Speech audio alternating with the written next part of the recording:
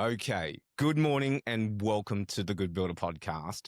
Today, I have a really special guest, and basically, what they do does quietly shape whether a builder is successful, whether they're profitable, or whether they don't stay in business very long or loses money, in my opinion. The guy I'm speaking to is the general manager of this particular business, and it is one of the most trusted outsourced estimating teams here in Australia. They began in Adelaide in 2020, and Michael Reid is the owner and founder of this business that worked a lot in getting accurate timber takeoffs. And, being true to the guests that we have on this podcast, that wasn't enough for this particular gentleman and his team and the gentleman that I'm about to interview. They wanted to make it so accurate so builders could come within, millimeters of everything and pricing to ensure that you guys give the customer, the client, and yourselves the best chance at being a successful builder. They use true 3D construction modeling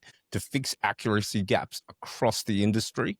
And what makes them different is their full structural models that capture every component of your build. And I am so pumped to welcome to the podcast, Thomas from V2E. How are you, mate? Good, mate. I appreciate that. Nice little intro there. Appreciate you having me on as well. Yeah, no worries, mate. Well, let's talk a little bit about you. V2E are very big on reducing the errors, creating clearer scopes for builders and predictable costs and all that sort of thing. But I just wanted to, first of all, introduce you to our community and talk about your journey into construction and how you got here, Thomas.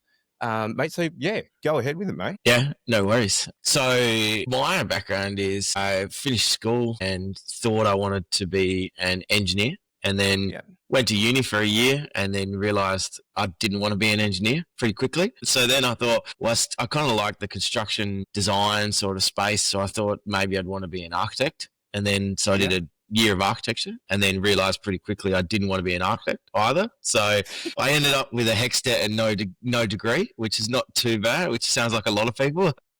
That's happened too. I did the same. Yeah. So, but what became really clear to me was I wanted to work somewhere in the space between construction and design, somewhere in that sort of space. So started looking for work opportunities, things like that. And this is how I met Michael, who's our managing director who you spoke about before. Yeah. So I started working for him. He was owning one of the biggest frame and truss plants and manufacturers in South Australia here. So, and building supplies companies. So I started working for him as a frame and truss designer, doing roof truss designs and getting into floor truss designs, and then starting to understand prefab walls and things like that. And so to me, what I found was it really was that middle point of we were kind of doing engineering, because when you're a frame and truss designer in South Australia compared to other states, we are actually the ones that do the structural design. So we design the lintels and the trusses and the beams and the bracing and things like that as well. But we're also kind of designing because we're using a design software to be able to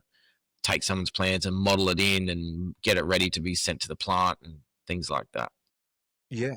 So that's kind of how I got into this. And then, so I did that for nearly 7 or 8 years with Michael doing that, working together. And the other part to our business that's to give you a little bit of background probably on where V2E came from as well is in South Australia, the industry is a little bit different to the rest of the states, where we've got to have for our, not necessarily different, but it's just sort of a way the approvals for houses go about is slightly different. So so in a lot of the in the eastern states, actually pretty much everywhere else, structural engineers will handle, footing designs, they'll do framing to structural design, structural steel. They can get away with saying, putting a line through the floor plan and saying roof trusses by truss manufacturer, and that's all they need to get their building approvals to be able to get the site. Yeah, and then the inspector comes out and says, yep, that looks good. No, change that.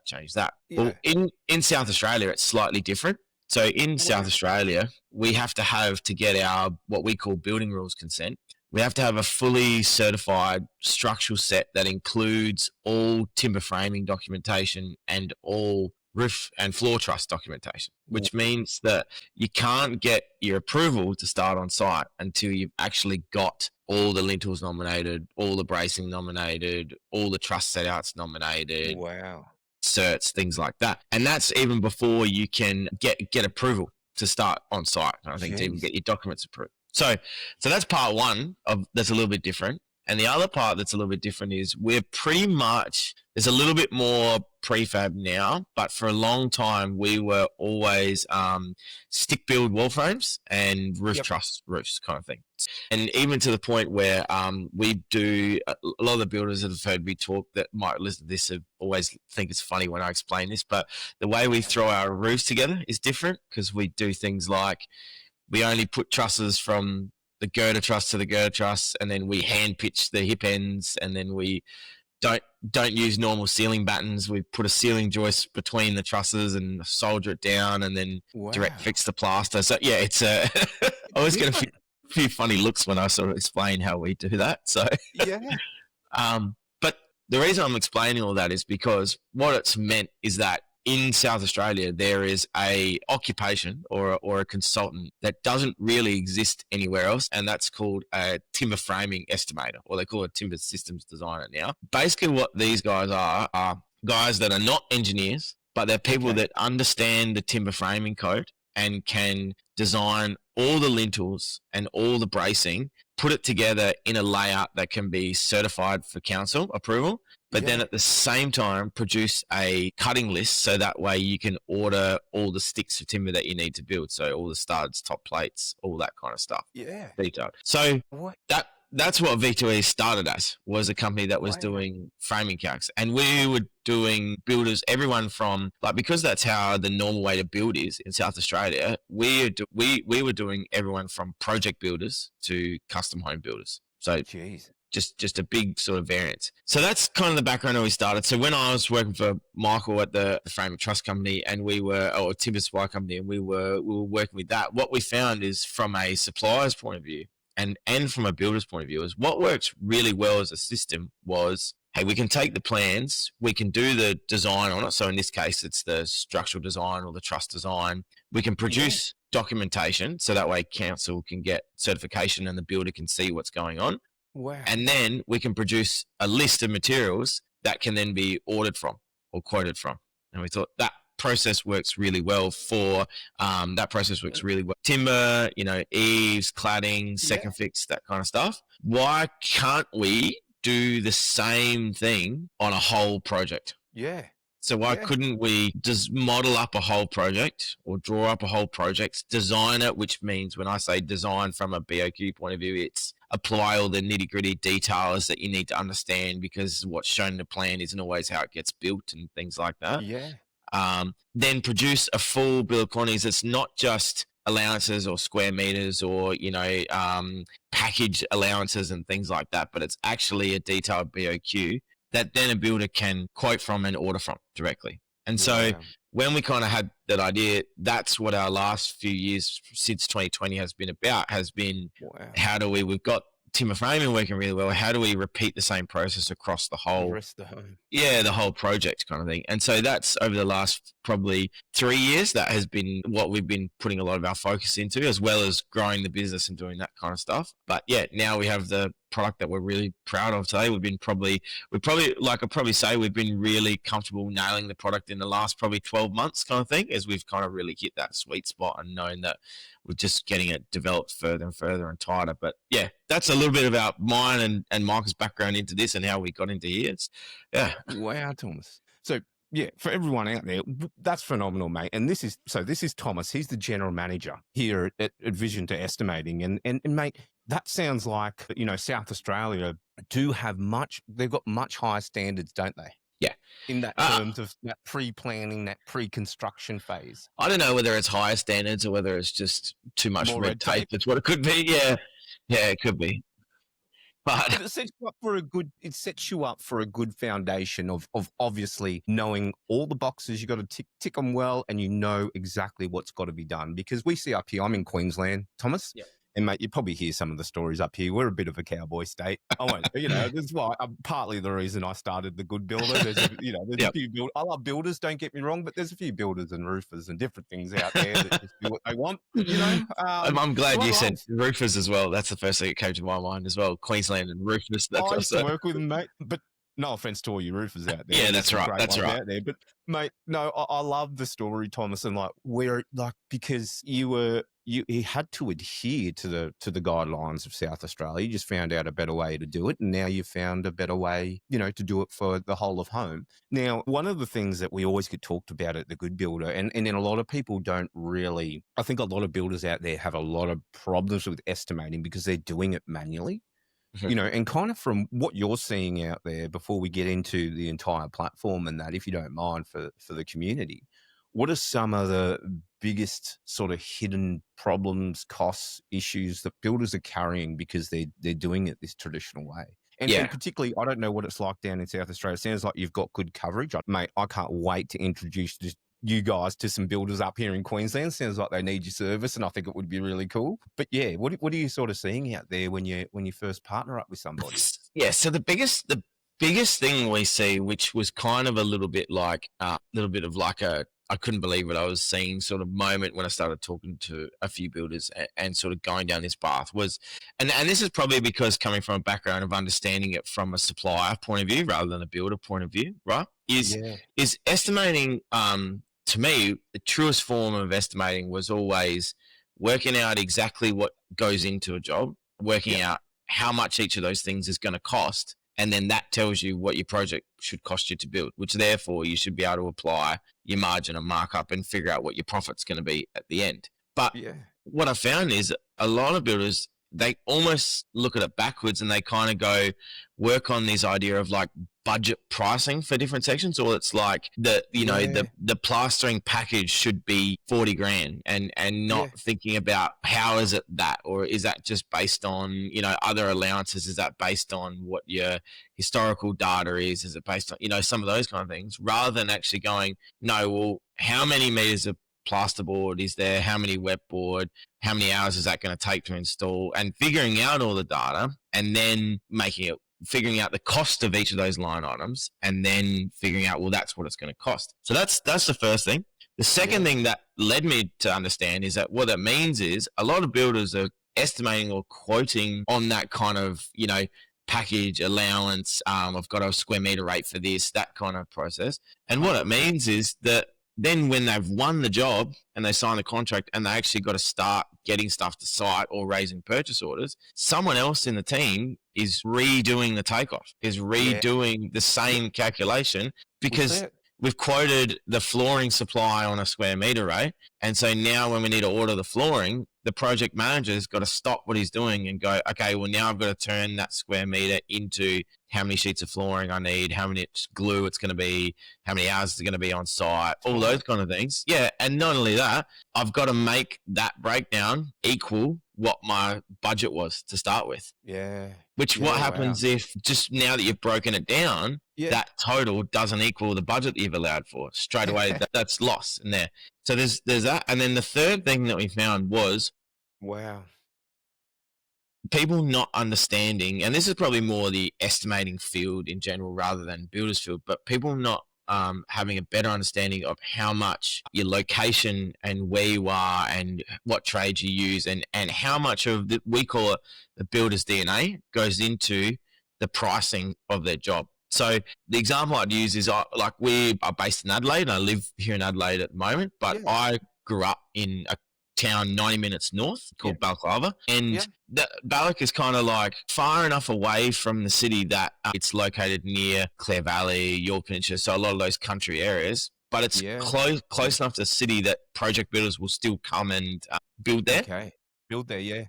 So, but what we found was that you could build the same Featherstone 75 or, some project design name, whatever call, some stupid name like that kind of thing. Yeah, somebody will take that one. Yeah. You could build the same house in Adelaide and it could be the same selections, same floor plan, everything, and build it in Balaclava 90 minutes north. And even if it's the same soil type and stuff like that, so the footings are the same and things like that, the price will be different purely because well, it's the trades are a bit more expensive up there. The materials are a bit harder to come by, so they've got to order it from here and bring it over.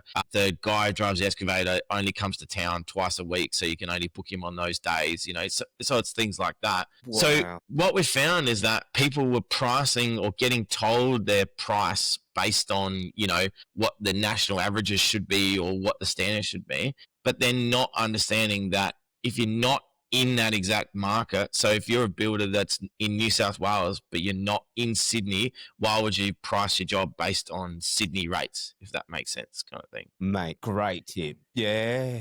Wow. And so, and the other thing I've heard, sorry, Thomas. Sorry. No, you're right. No, you so much more of an expert than me. I'm just kind of putting out my chats that I have with the community, because we've got so many builders that sort of listen to this pod, and a few of them I've chatted to. And the other one that people are brought up with is fuel costs too. Yeah. Petrol and things. And I'd never thought of it. And I think a lot of people wouldn't be bringing that into their estimation and stuff. Travel costs. Travel costs is definitely a big one. It's understanding your overheads and how you break that up. Like all of that, to me, all of that comes back into what we call that like builder's DNA, which is that little pieces of your job or the way you run your business is going to be different from every builder to builder. So this is where we get what happens with, you send the same set of plans to two different builders and you get two different prices back, because every builder does their own things slightly differently. One person builds this way, one person builds that way, one person gets prefab frames, one person stick builds on site. It's all those little things that the end client doesn't really see, because once the house is finished, it's going to look the same kind of thing, but it's what goes into it. So where I was just leading with that was what we found then was, because of all that information about how much pricing changes from builder to builder, area to area, how they build, all that kind of stuff, and also how dangerous it is to price package-wise or allowance-wise kind of thing. Yeah. Unless you're getting fixed price quotes like that, that's if you're just throwing those allowances or those rates against it, that can be dangerous.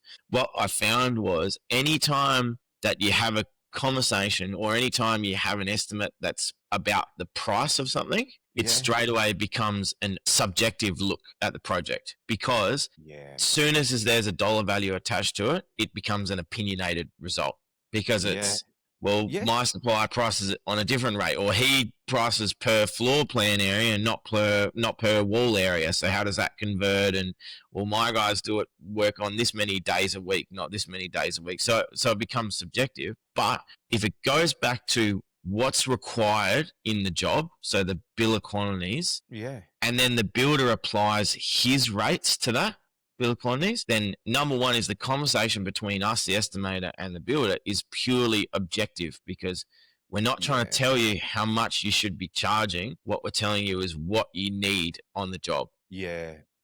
And so that's where our background from the supplier came in. And what works really well is a builder having a full list of what he needs, and the supplier can give you an accurate quote. Same with the trade. The builder can have a full breakdown of the scope of works, and the trade can give you a quote. So an estimator shouldn't be the one telling you how much you should be paying. So like I talked to one of our builders who's become a mate of mine. He always sort of says to me, he goes, I don't need you to tell me what my plumber's going to cost me. But what's helpful for me is you to tell me how many rough-in points there are, how many meters of stormwater there are, how many meters of underfloor there are, so then I can get him to quote it better. Wow. So hopefully that kind of makes sense. Is that Absolutely. Thomas, that was a great breakdown about the way you do things and what builders should look out for. I think it's fascinating. I was involved in a building company, a partner in a building company, Avondale Homes, down on the Gold Coast, and we were building big, beautiful luxury acreage homes. I think our average contract price was 1.8 million. Did we price them up properly? Did we make a lot of money? No. And part of this conversation is around that. I wasn't so involved in that section of the business. I was more the front end. But a lot of it came down to us working on these package rates, and then, price changes happening, supplier price changes, all sorts of different things. Your $1.8 million house becomes a bit more expensive, and your margins get a bit thinner. And before you know it, I'd sort of gone into the business or partnership thinking that I'd come out okay. And I knew the front end marketing and the sales end, and, teamed up with a great builder, Daryl, who knew the back end and was the GM of Clarendon Homes. And I was like, we're good. But mate, the business is still. I got out of the business. The business is still flourishing and it's doing really well. Great reputation, but we weren't making a hell of a lot of money, and a lot of it came down to this estimating piece that you just spoke about. Very interesting, yeah. And I just didn't, because I saw opportunity from a builder perspective. I saw opportunity up here on the Sunshine Coast, and our office was down in Miami on the Gold Coast. Yep. So it's a 2.5 hour drive on a good day, let alone on a bad day. Yeah, and 3.5 hours traffic on the Bruce. And then trades. So we were pricing like the Gold Coast, doing homes up in Gympie, not knowing any trades, not knowing our suppliers really. There were other factors that came into it, the travel. Yeah. Not knowing your buying rates, all that kind of stuff is just, it gets unstuck pretty quickly, doesn't it? Very quickly. We didn't build in there for very long. And I think we tried to pull out of a build up there too. Yeah, no, that's fair enough. I was going to say, Michael always likes to tell you a funny story because, like, when he was owning the building supplies company, it started in a small country town in Keith, South Australia, is where it started from, and then grew from there. And he would have people, builders, sign up to like a franchise, so a GJ or Integrity or something like that kind of thing, and they'd come to him and go, well, I'm part of this movement now. I'm part of this franchise. So now I should be getting stuff cheaper from you because I'm now on the national buying rate stuff. And he would go, I can sell it to you at that price if you want to. But do you realize, like, I'm your local supplier, which means you're already getting things cheaper than that rate from me. So I'm happy to sell it to you at that more expensive rate if you want. But I'm your local supplier. So we have a relationship, which means you're on the local trade rates, not on external trade rates. You're not on metro, right? You're not on any of this kind of stuff. You live in this town and I'm your local supplier and we have an account that goes back 5 years. You are on local trade rates. So again, people not understanding how important that stuff is, especially going into projects. And the example that you just gave is a perfect example of that as well, I think. So yeah, it's the problem. I've been hanging to talk to you. I'm no longer in the business, but I was like, man, we turn over 24 million.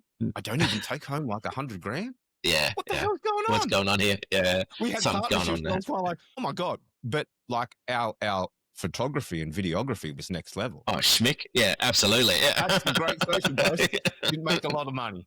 Anyway, mate, that's not what you builders out there want to do. Hence, I started The Good Builder. Now, mate, the other thing that you guys talk about at V2E, and I think is so cool, man, is, the difference between a 3D render and a true 3D construction model. I think you guys do a bit of that sort of stuff. For a lot of builders listening out there, and I've got a little bit of experience actually in a commercial sort of space with this 3D modeling, which is it's kind of big in commercial. I think a bit bigger in the commercial space than it is in the resi space. Absolutely. But I think there's multiple applications for all you residential builders out there.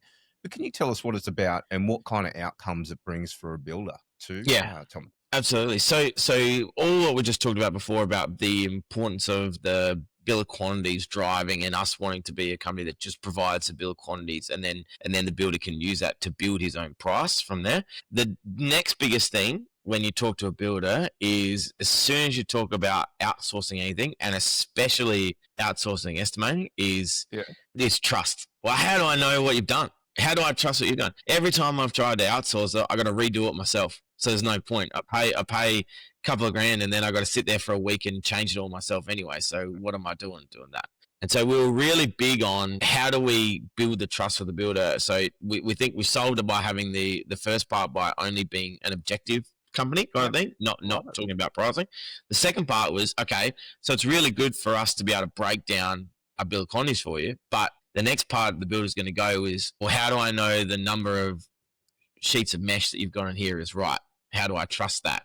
So that was our next part to kind of figure. And what we found looking through the industry about softwares, you've got project management softwares have all these, they have inbuilt takeoffs in them now. There's a bunch of other ones that you can buy like a takeoff software that then you can then link into a project management software and stuff like that. But all of them are the same basic setup, which is pull your PDF plans up and then you sit there and color in over the plans, right? And so as I draw a line, it measures and it gives me the measurement and I can see the markup. And it's great in theory. The problem is you can't resolve plans in 2D when we're building them in 3D. That's the first thing. Yeah. Number two, builders that are doing takeoffs that way, or even estimators that are doing takeoffs that way, are at the mercy of the quality of plans they get given. then, Yeah. because you can't measure what you can't see is number one thing. And number three is that when you're looking at it like that, how are you going to be able to tell, does this set of plans that is this important piece of information match this other set of plans that has this other bit of important information? The cross-contamination between plans, or the cross-checking between an engineer's plans and an architectural set of plans, or an interior designer's plans and the plans. survey. Exactly. Things like that. Yeah. How do you as a builder make sure that they all fit together? Because in reality, if an interior designer draws something and it doesn't quite match the architectural plans, when it gets to site and it doesn't work, whose fault is it and whose problem is it to sort it out? It's not really the interior designer's problem, because they're done. It's the builder's problem, right? Yeah. That's right. When you get to site and the site survey didn't then match the FFLs of the architectural floor plans, which then means that you need more concrete or more retaining walls. Yeah.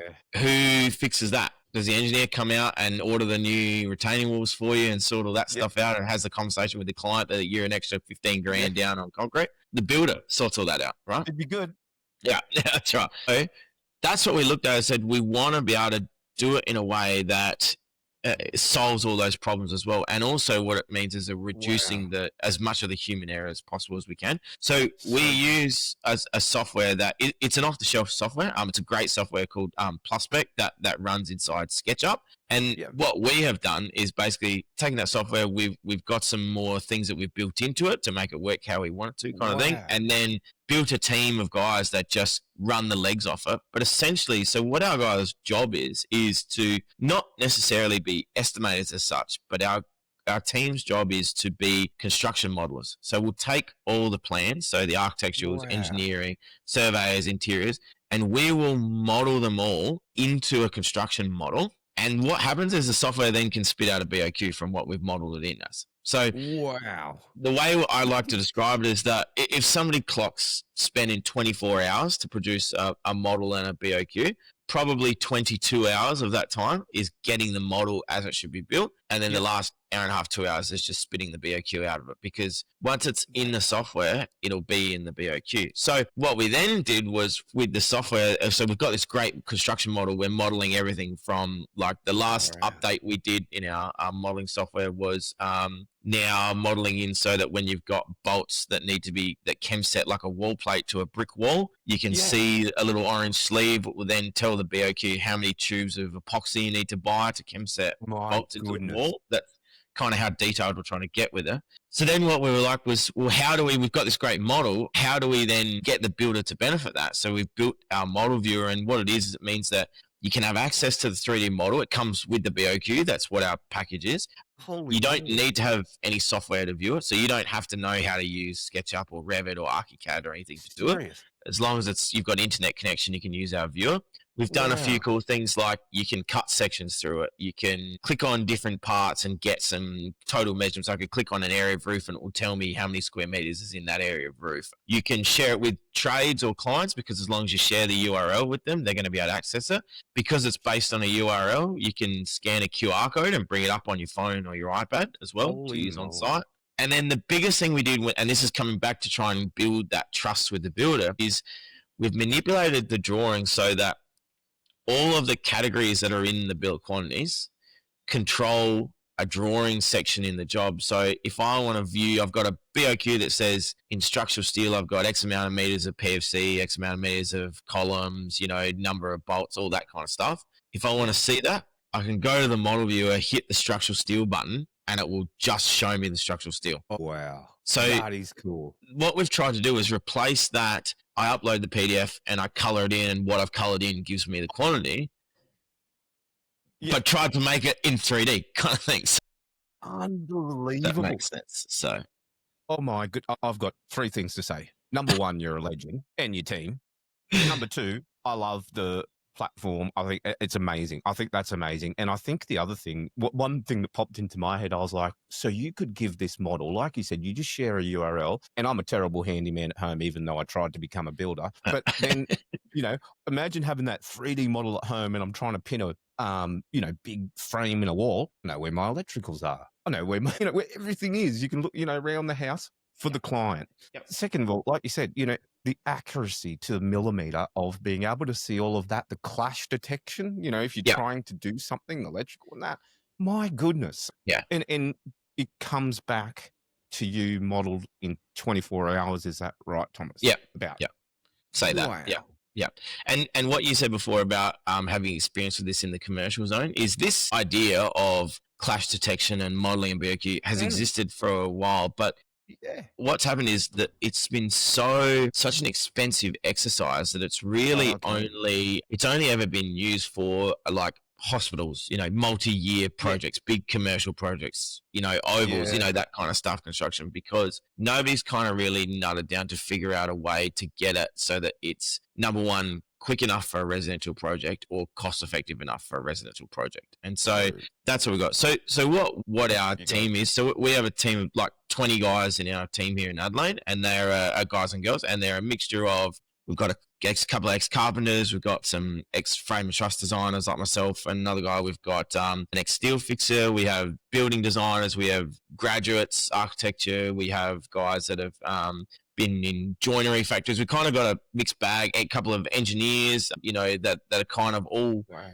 What we try and teach them is construction knowledge and how to model in 3D. And so to go back to your original question about the difference between a render and a construction model, is what a render does is shows you what your house is going to look like on the perfect day at the perfect sunset, with the perfect light, color, all that kind of stuff. Yeah. But a render is not going to show you that steel beam's going straight through your skylight. Yeah. Yeah. And that's what the construction model will do. Yeah, wow. This is just a question that popped into my head, Thomas, mate. From a compliance perspective, does it help with compliance with the builder because they can show the model? Like, I know you've got to physically show you've done the work, but would it, I think, in my opinion, I think it would build some sort of trust in that you could go, okay, here's where we're going to do this here.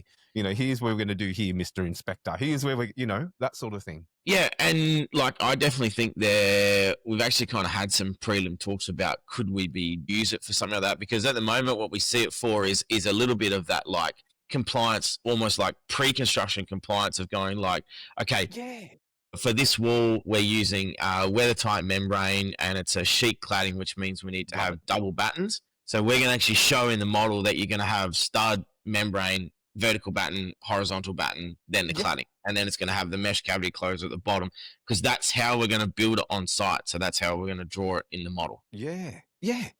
Mate, I'm getting more excited as this podcast goes on, and I think we've only got up to question 3. We can just keep going. I don't really care. I love talking about this stuff. I think we talked about the compliance just then, and I wasn't drawing a long bow, but I was the trust and everything that I think that this thing's going to convey to builders, partners, suppliers, clients, all that sort of thing is phenomenal. Are there any other benefits? What are some of the biggest benefits you see that sort of home builders are finding as well outside of that?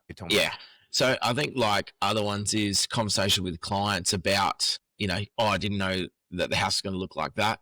It's like clients are not, unless that, I'll probably start with saying there's a small percentage of clients that are technically minded clients, but home owners or home builders or people wanting to build a house are not building their own house. They're coming to you because they want you to build the house for them, right? Yeah. You're the expert, which means that if they look at the quote and say, why have we got $80,000 in peering? And you try and show them an engineering document and show piers all over the page, and then the detail of what the spiral mesh looks like and why you've got to do that, it's going to go right over their head. They're not, because they're not the experts. That's your job. That's not their job. But if you can say to them, well, look, I want to show you why it's going to cost this much, and you can pull a model up and say, because click, here's all the piers, here's how far they've got to go down.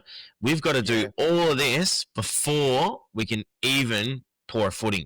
This is just piers. It's a bit more eye-opening to that as well. So it helps bridge that conversation gap between why something costs this much or why something is this compared to actually what's in sight. Because again, like I said before, once a house is finished, painted, wrapped up, all that kind of stuff, the client at the end isn't really going to know, or isn't probably really going to care all the effort you went into to getting that for them, right? They're just going to see the finished house.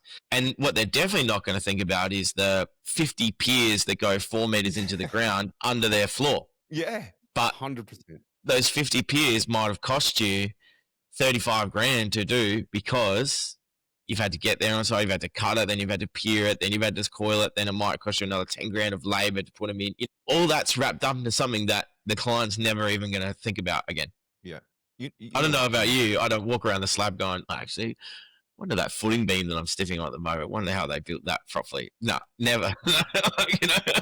You're completely right, Thomas. And mate, I've said this before on the podcast. Well, I met up with I got the opportunity to talk to Nigel Dalton, who used to run realestate.com.au. And I know I'm going off on another tangent. I sometimes do on these podcasts. I'm so That's sorry. fine.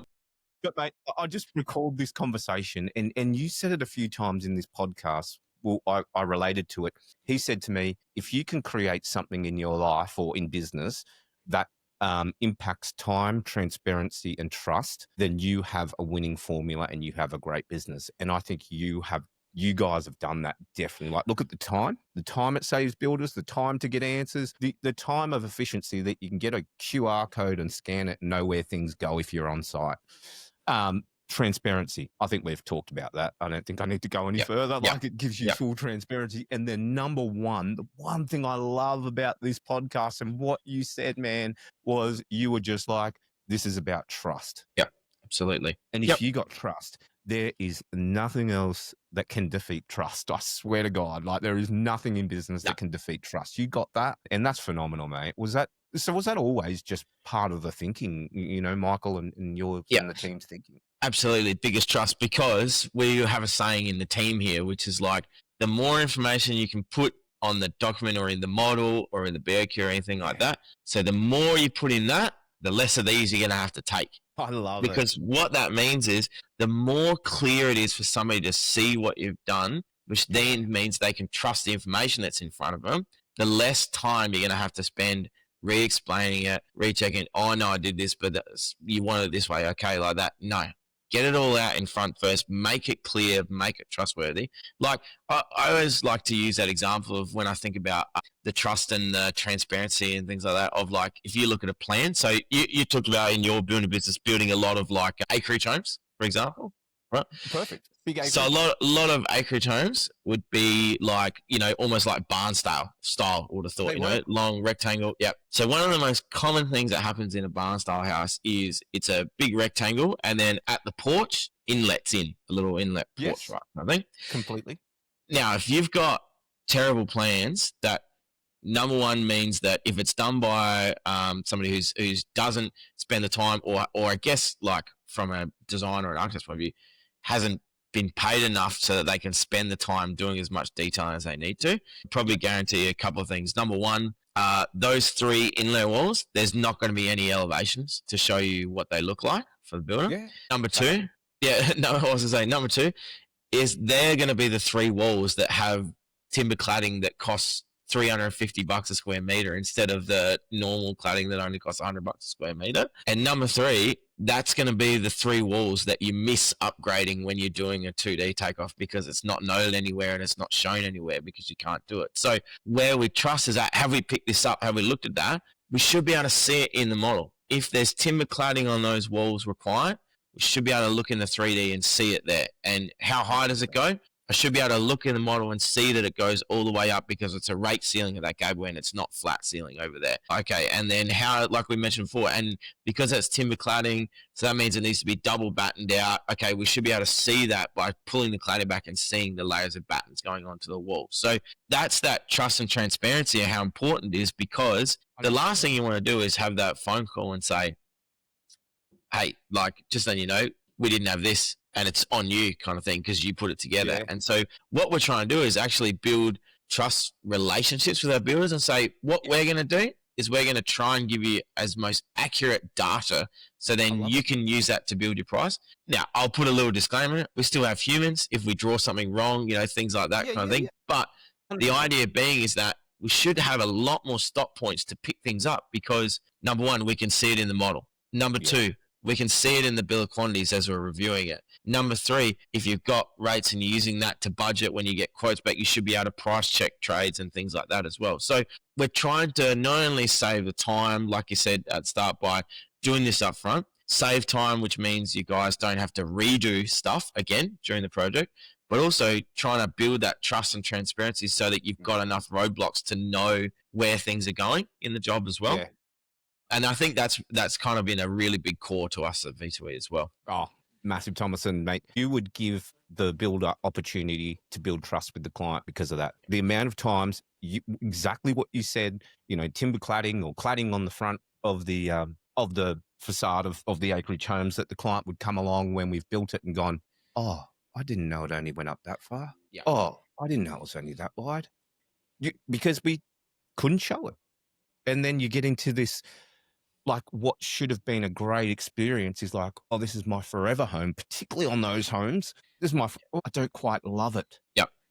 It's heartbreaking. We had a really funny experience where we had a country builder say, he said, it's the first job we were doing with him. I said, all right, well, because this is the first project, what we'll do is let's do the model for you first. And then what we'll do is we'll work through the bill quantities to get apart after, but I don't want to bombard. Let's do this kind of thing. And he said, okay. So I sent him the 3D model, showed him how it worked. He said, cool, I'm going to meet with the client. We're going to do some things and then we'll let you know if there's any changes. Wait. And then rang him a fortnight later, said, oh, how'd you go? Just make sure when people in the consultants for builders industry, like if you send something off and then you don't hear back, sometimes you're like a bit like, okay, is he like, yeah, is he ghosting me because I've like done something wrong, or is it like no news is good news? So bring my go, right. For me, exactly. And you go, okay, how'd you go? And he goes, well, I've got good news and bad news. And I went, oh, okay. Don't know how to take that. He said, bad news is client looked at the 3D and went, that's what I thought my house was going to look like. And I went, okay. And he goes, so the bad news is I've got to go and get the plans redrawn. I said, but the good news is we've been able to make those changes before we've even started. Exactly. That is it. That's just it, Thomas. Like, we talk about what makes a good builder. I think, measuring twice and cutting once, getting it right with something like, V2E with you guys and doing it once, I tell you, and that's what it was for me, Thomas. That's why I love this industry, and I tried to be a builder, and I love it. I love building. I love what you guys do. I just love the industry. Great people. But, I remember, becoming part of Avondale Homes, and I was so proud to finally be part of a building company. It was, we built it from scratch. Yeah. 2018. Yeah, awesome. And, I remember being so proud seeing this home in a render, like you said, a 2D render of what we got, potentially overseas. I won't say that, but we did. And you kind of build it and going to it and going, and the client kind of going, oh, we love it. It's not quite what we wanted. Can we fix this over here? And it was my first time. I had the camera, everything in there. And you just like, oh. Yeah. It's heartbreaking. Like, they were lovely heartbreak, too, yeah. It's like, oh, it's not exactly what you wanted. And it was their forever home. They were not moving. Yeah. So anyway, that's what you live and you learn. And I think we fixed it up and we got it to where it needs to be, but it did cost a lot of money, and hence the reason I made none. Yeah. No, fair enough. Now, on to the next one, Thomas, mate. The other thing that I've read on your site and all the stuff that you do is there's a bit of a full onboarding and how you work with your clients, and, you just don't leave them. You're supporting them the whole way when you're working with them. So how does that sort of work with each new customer? How do you onboard them? How does it all sort of work? What does a well-designed estimating system or process look like with you guys in a build? Yeah. That's a good question. So we're really big on having, like I said, with our clients kind of thing. We don't really want to be like just a fee for service. Here's a job back kind of company. We'd much rather be V2E are the guys that I use on all my projects. So if you're a builder that does one job every 2 years and it's a massive job, then we want to do that one job for you for every 2 years. But if you're a builder that does 3 or 4 renos a year kind of thing, well, we want to do 3 or 4 renos for you a year kind of thing. So to be part of that, what we like to do is really understand our customers and take them through, like you mentioned, our onboarding journey, which is initially when you come into our, pipeline or our website or inquiry or whatever it is kind of thing, then there's demos to show, here's how the product works and here's what we're about as a company. Then there's more in depth for, okay, here's a project that you're looking at doing with us. Here's how we would deliver something like this. So that way you can sort of see samples of that. Then we like to learn, what project management software are you using? Because then we can map our BOQ so it can go straight into their software. So whether it's a Wonder Build exact, those kind of things, we can make it so it goes straight in. Because then again, a builder doesn't have to learn something as new. They're just working through it in their own system. So that's the next thing we try and do. Then we like to really learn what I call is that builder's DNA stuff. And so this is where it comes back to what the builder's DNA is all the things that are unique about a builder that you don't see on the finished house. So that's things like, does a builder use specialty membrane systems? And if they're using a specialty membrane system, when you talk about battening out walls and battening out roofs and things like that, there are infinite possibilities of combinations of what battens you can use. High flow LVL, there's treated pine, there's untreated pine, then there's 90, then there's 70, then it's 35, it's 45 mil, it's 19 mil, it's 42 mil. Every builder's going to have their own different little combination of how they want to do it, right? So I think some people, they use this tape on the sills and then they use that tape on the roof because it means the counterbatten can slide better than doing the other one. And, so it's all that kind of info. So we want to learn as much of that information as possible so that when the BOQ comes to you, it's how you build it.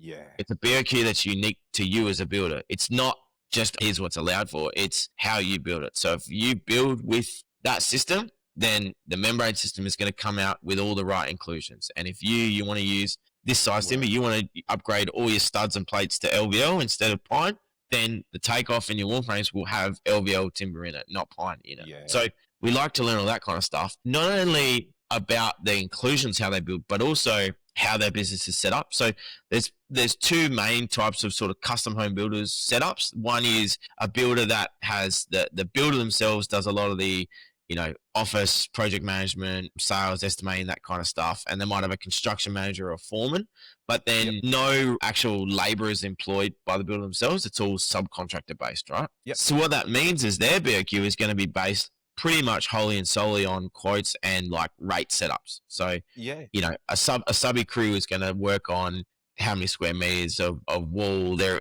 floor plan area to frame the walls, things like that. Yeah. But if you're a builder that has your own team of 4 or 5 carpenters, and when I say carpenters, like when you're a carpenter for a custom home builder, you do everything. You're the one that digs the trenches and the retaining walls. You're the one that we had a couple.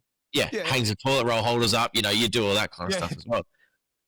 So what doesn't make sense for that builder is why price things on a meter rate if I'm going to pay them per hour. So then we like to do, all right, well, if you've got your own team, here's how project labor hours can break down, kind of thing. Wow. And then same thing is we like to learn, well, do you buy everything pre-nail frame, which means you're going to buy per the meter or per quote kind of thing, or do you stick build, which then means you need to know not only how many meters of timber, but, how many top plates at 6 meters, how many studs at 3 meters and 2.7, how many sheets, because you're going to buy all that individual. But if you're a builder that does employ his own labouring crew and doesn't stick build, you're not going to need those parts in the package. So that's not going to be part of your DNA. So you are getting sort of this part of our package. But if you're a builder that is all three, you're a custom builder, you have your own crew and you stick build, then you're going to need all three of that package. So our onboarding process is learning all about the builder. So that way we really become part of the business so that they know, hey, I send the plans through.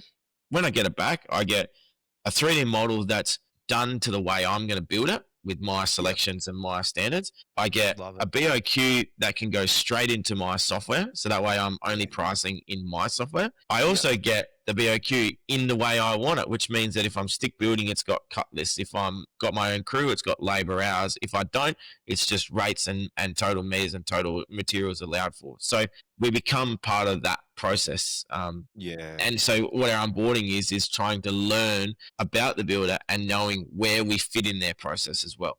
Wow. With the onboarding process, Thomas, I feel that you would ask some questions and have some experience with other builders. I'm not saying that you'd ever give away any IP or any of that. I know you wouldn't. Mhm. But I'm sure there'd be some learnings just from that onboarding process for the builder Absolutely. too, about how you do things. And they Yep. might have, as you said, I love the way you say builder DNA, because I have not met a builder that does it the same. You're Yep. completely correct. But you could kind of influence that DNA in a way and kind of go, hey, here's a better way to do it. Here's a way to, well, you kind of said it then with, Yep. consider the 3 ways you put up your frame. Yep, absolutely. So, No, you're right. And like I used to say, it used to be if somebody asked me a question like, "Have you ever done this before, or built this before, or seen how this has been done before?" It would probably be like 2 out of 10 times the answer would be, "Oh," and the other 8 would be, "No, I haven't. I'll go and research it." Now it's probably the other way. It's probably 8 out of 10 times we've done a project that's had that product or that system before. So we've that's probably right. got at least one, if not multiple versions of how somebody's done it before. And like you said, without giving away any specific IP, but more just going, hey, did you know if you do it this way, you can do it this way instead? Or, I see that you're building this way. Maybe you should think about doing it this way, because then you can achieve this. It might make sense. So even it's funny to mention that. Even last night, I've been talking to a major builder about batten build-ups and stuff like that, and I found a detail in a cladding installation guide that I hadn't seen before. Went, would this actually be easier to do it this way on site than to do it that way? Get his opinion on it. Because if it is, then we can specify it like that kind of thing. So it's, I love it. yeah, absolutely. I could tell, Thomas, by the way you're talking. Like, I was like sitting here, like, because as I said, involved in that little building company. Yeah. I'm learning as I sit here talking to you. I'm thinking about starting another one. No, I'm not. Good. I love what you do, and just what you said there. I was just like, I'd love to actually get off this podcast and sit with Thomas for a couple of hours and have a bit of a chat about things. But anyway, we'll put the details in below where everyone else can, because I will not reignite a building company too hard. All you builders out there are so brave. Yeah, that's right. The other thing too is, there's a lot of talk around, staffing shortages, trying to get people into construction, and that's not.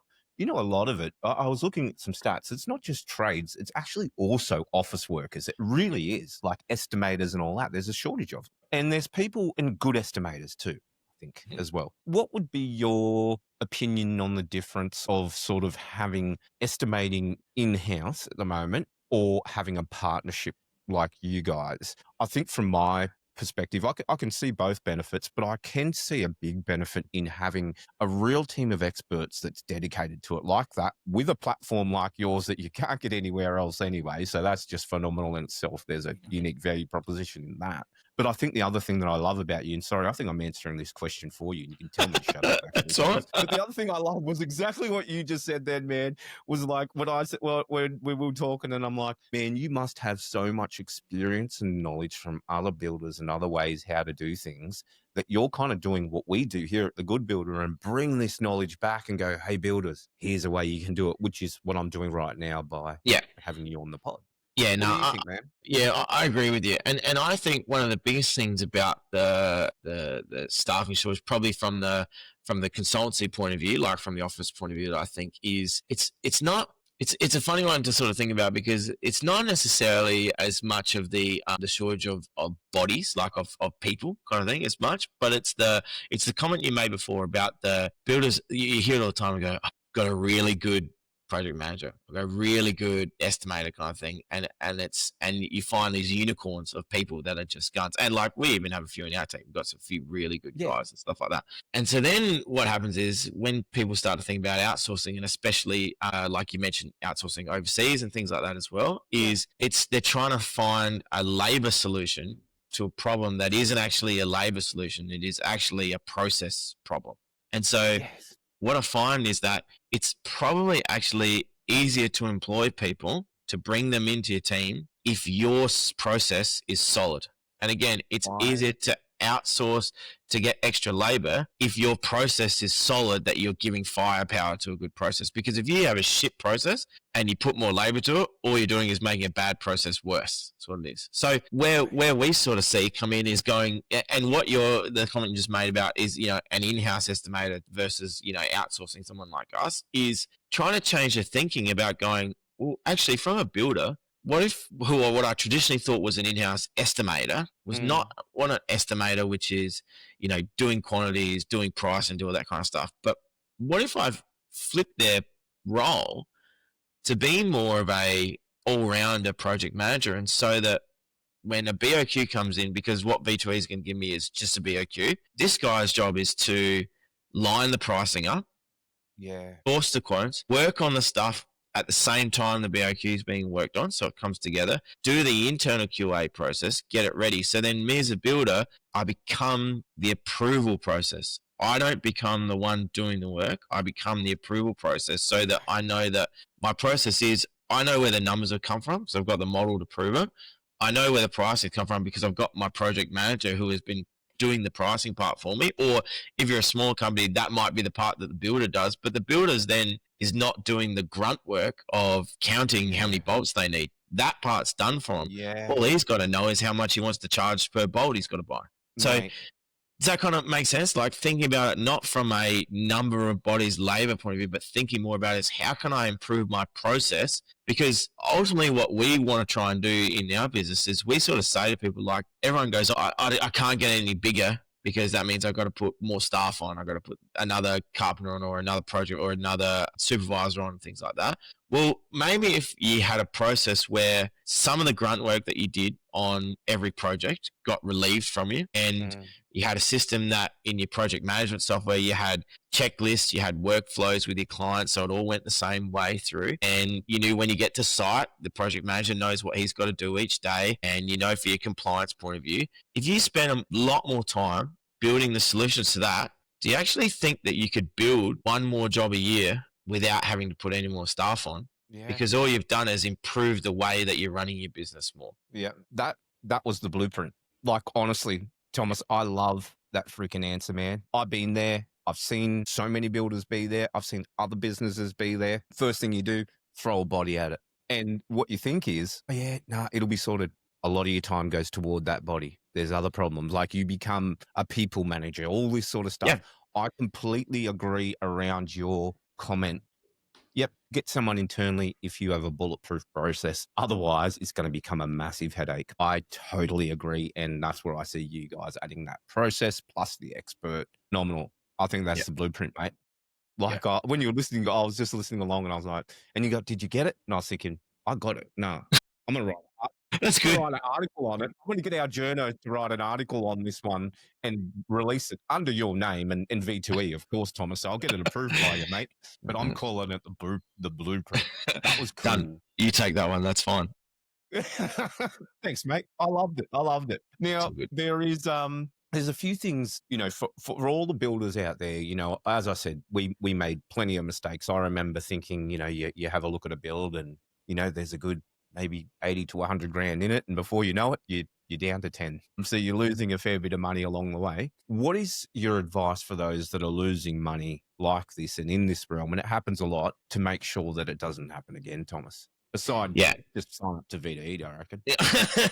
I think, honestly, the biggest thing is to review your process and look at where you're spending your time, because like a couple of things I've talked about are big price sucking points, which is pricing things without knowing the details early on and signing contracts with, prices that aren't broken down detailed. So you kind of like, it's like trying to bake a cake without having all the recipes built out kind of thing. Yeah. It's kind of, you're trusting the finished product without knowing what's gone into it. So really understanding, well, the way I'm pricing this job, am I 100% confident in what I'm putting into this price, in what I'm putting into this contract, in what I'm putting into this breakdown? That's the first one. And then the second one is really look at your process to see where are the points that you always fall over, or where are the points that you're always redoing stuff or time wasting stuff, because you can lose money not only in a mistake, missing something in a bill quantities, or forgetting to check something, or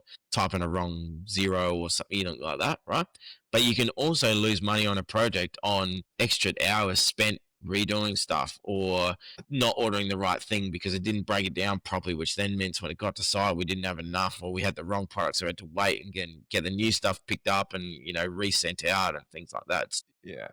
Having what you just mentioned, having a bulletproof process is the biggest thing. and then fully trusting and understanding what has gone into the price that you've put together. They are the two biggest parts that I can sort of give people advice on, I think. Yeah, I love it, mate. I love it. Well, Thomas, mate, it's a bit of a shame, but I only have one more question for you, mate. I'm really sorry, mate. I'm more sorry for me than I am for you, because I could talk to you all day, and I'm going to bring you back on. But, mate, we're called The Good Builder here at The Good Builder. What do you think makes a good builder? Yeah, so I think the thing that makes a good builder is that when a client comes in to see you, you can show them all the steps in your process. You can explain to them everything that you're going to take the journey through. And when you get to site, you can deliver on all the promises. That is what makes a good builder, is being able to be transparent with a client to show, this is what I'm going to do for you, and this is how I'm going to get there. And then when it gets to site, deliver what you've said to them. Well, now after 200 episodes on The Good Builder, I honestly think that is one of the most comprehensive answers I've ever had, honestly. And and I'm not saying it like it was comprehensive, so short, so simple. But as I said in this podcast, it's everything you're about. I think personally, I know it's our first time talking. I think that's the person you are. I know it's the business you are too. And I truly believe that is what makes a good builder. Same thing, time, transparency, trust. Like that is what you're impacting. That's what you're doing. Phenomenal, mate. So good talking to you. That's so cool. I appreciate it. Well, for everybody out there, how would they get in touch with, I don't know if they get in touch with you or who at V2E, but how do they get in touch with you? Yeah, best thing is to just go to our website, v2e.com.au, and you can book a session. And there's a really great couple of things you can do. You can do a little 3-minute quiz to find out different ways we can help you, the right way for us to help you as well. Like I talk about what type of builder you are, so you can figure out where we can fit in your process. But you can go through and see some samples. You can get some information pack, and you can book a meeting that'll then you answer about maybe 7 or 8 questions. And as you work through those questions, what we've developed is a little bit of a workflow, so that then whatever your answers are, we'll then tell you what we think is the best type of meeting for you to have with us, whether it's with myself because you're pretty advanced, so you want to know some more technical stuff, or whether it's with Emma or Carly in our team because you want to find out more about just what we do kind of thing. But jump on there, work through the 2-minute questionnaire, and that'll tell you what type of meeting, where you're kind of at in our process. And then we'd love to show you what we do in a bit more deeper and answer any questions you have for us as well. Oh, that is so cool, mate. Well, we'll put all the links below, including the link to the quiz. So builders, jump on it. And for the first 3 builders that actually jump on that quiz and do it and send it through to these guys, I'll give you a podcast. I want to do a podcast with you. Go and do this quiz.